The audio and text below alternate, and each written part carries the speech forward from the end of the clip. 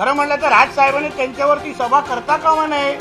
मोर्चा काढायचा होता, खरं म्हणलं तर मातोश्रीवर काढायला पाहिजे होता. उद्धव ठाकरेला आपण जबाबदार का धरत नाहीये? तो ह्या चित्रपटाचा विलन आहे, तो शकुनी मामा इकडचा. सगळं जर आम्हीच करायचं असेल तर नितेश राणे सरकारमध्ये बसून काय फक्त पंखा हलवणार का? भाजपचे मंत्री नितेश राणेंनी राज ठाकरेंना दिलेल्या सल्ल्यानंतर मनसे आणि भाजपमध्ये हा असा वार पलटवार सुरू आहे. शकुनी मामा उद्धव ठाकरेंसोबत राज ठाकरे सभा घेतात. हिंदीला विरोध करून शाळा बंद पाडण्याऐवजी मातोश्रीवर मोर्चा न्या असा सल्ला राणेंनी राज ठाकरेंना दिला होता. त्यानंतर सगळं आम्ही करायचं तर सत्तेत बसून तुम्ही फक्त पंखा हलवणार का म्हणत संदीप देशपांडेंनी राणेंवर पलटवार केलाय. माझं म्हणणं आहे की हिंदीचा हा विषय किंवा हिंदी ह्या विषयाचा शकुनी मामा कोण आहे, ज्याच्याबरोबर त्यांनी मराठीची सभा घेतली, ज्याचा हात धरून असं वरती केलं ना, तो हिंदीचा या विषयाचा शकुनी मामा आहे. त्यांनी हिंदी काय सक्तीचा विषय खरं म्हटलं तर सुरू केलं. ज्या देवेंद्र फडणवीस साहेबांनी ते GR रद्द केले, ते कसे विलन होऊ शकतात? ज्यांनी मुळामध्ये हा प्रस्ताव आणला, ज्यांनी मुळामध्ये कॅबिनेटमध्ये हा प्रस्ताव केला, त्या उद्धव ठाकरेला आपण जबाबदार का धरत नाहीये? तो ह्या चित्रपटाचा विलन आहे, तो शकुनी मामा इकडचा. खरं म्हणलं तर राजसाहेबांनी त्यांच्यावरती सभा करता कामा नये. मोर्चा काढायचा होता, खरं म्हणलं तर मातोश्रीवर काढायला पाहिजे होता. कारण ह्या विषयाचा खरा विलन तर उद्धव ठाकरे आहे.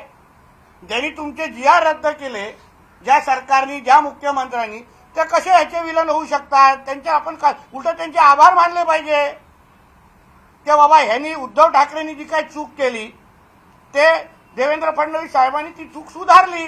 त्यासाठी फडणवीस साहेबांचे आम्ही आभार मानतो. आणि मग उद्धव ठाकरेला विचारलं पाहिजे, बाबा तुला काय एवढं प्रेम? याच उद्धव ठाकरेच्या काळात, सरकारच्या महाविकास आघाडीच्या काळात, या तुमच्या भायखळ्याच्या इथे उर्दू भवन बनणार होतं, तेव्हा कोणी विचारलं नाही त्याला. तो एवढा त्या जिहाद्यांच्या प्रेमामध्ये गेलेला. म्हणूनच त्याचे जेव्हा लोकसभेचे उमेदवार त्यांचे जेव्हा निवडून आले, पाकिस्तानचे झेंडे कसे फडकवले गेले, अल्लाह अकबर, सर तन से जुदा हे नारे कसे दिले गेले त्याच्या विजय मिरवणुकीमध्ये, उमेदवारांच्या विजय मिरवणुकीमध्ये हिरवे झेंडे कसे फडकवले गेले. अहो, खरा विलन कोण आहे हे तरी पहिलं ओळखा. मराठी सक्ती तर आमच्या राज्यात आहेच. आम्ही मराठी नाही, आम्ही काय पाकिस्तानवरून आलोय? पण जो खरा विलन आहे त्याच्यावर तुम्ही हात वरती करून सभा घेतोय आपण, त्याला आपण प्रश्न विचारत नाही की बाबा तू कशाला अशी घाण केलीस? आज सामनामध्ये राज ठाकरेची, राजसाहेबांच्या सभेची बातमी आहे का? बंधुप्रेम आहे ना, फार माझा भाऊ माझा भाऊ माझा भाऊ चालू आहे ना. तर आज सामन्यामध्ये का बातमी नाही राजसाहेबांच्या कालच्या मीरा रोडच्या सभेची? एवढंच बंधुप्रेम. म्हणून खरा शकुनी मामा कोण आहे हे तुम्ही समजून घ्या. तो मातोश्रीवर बसलेला आहे.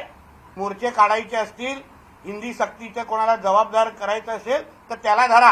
कारण हिंदी सक्तीच्या नावाने तो उर्दू सक्तीचा मार्ग मोकळे करत होता उद्धव ठाकरे, हे लक्षात घ्या. आता नितेश राणेंना एक प्रश्न विचारायचा आहे. सगळं जर आम्हीच करायचं असेल तर नितेश राणे सरकारमध्ये बसून काय फक्त पंखा हलवणार का?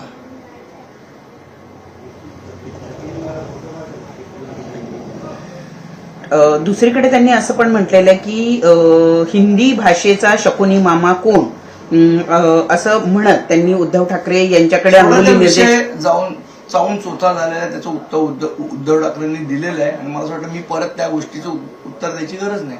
ते म्हणतात की मुंबईतली जी एकी आहे त्याला कापण्याचं काम जे आहे ते, किंवा त्याच्या दुही टाकण्याचं काम जे आहे ते राज ठाकरे करतायत, दोन्ही ठाकरे बंधू करतायत.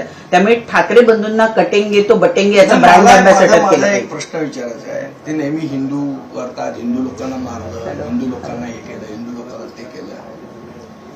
सत्यविजय भिसे हिंदू होते की नव्हते? श्रीधर नाईक हिंदू होते की नव्हते? गायब झालेले रमेश गोवेकर हिंदू होते की नव्हते? याची एकदा उत्तर द्यावी आणि मग आमच्यावर आरोप करावा त्या गोष्टींचा. मराठी माणसाची 5 जुलैला मराठी माणसांचा जो जल्लोष मेळावा झाला तो बघून नाही तर लोकभावना बघून GR शासनानं रद्द केलाय असं दरेकर म्हणतात. मला असं वाटतं त्या मोर्चाचा आधी लोकभावना कळली नव्हती का? जेव्हा मोर्चाची ज्या पद्धतीने लोकांचा प्रतिसाद आला त्या मोर्चाला, त्याला घाबरून सरकारने GR मागे घेतला. वस्तुस्थिती आणि ते सगळ्यांना माहिती आहे. आता दरेकरांना सावरासावर करावी लागणार, कारण त्या पक्षाचे ते प्रतिनिधी आहेत. मग त्यांचं काही चुकीचं असंही मला वाटत नाही. आपल्या पक्षाचे प्रत्येकजण बाजू घेतं, पण वस्तुस्थिती काय आहे हे लोकांना माहिती आहे. राज ठाकरेंनी उत्तर भारतीय नेत्यांवर तोफ डागत हिंदी सक्तीला विरोध कायम असल्याचं मीरा रोडच्या सभेतून दाखवून दिलं.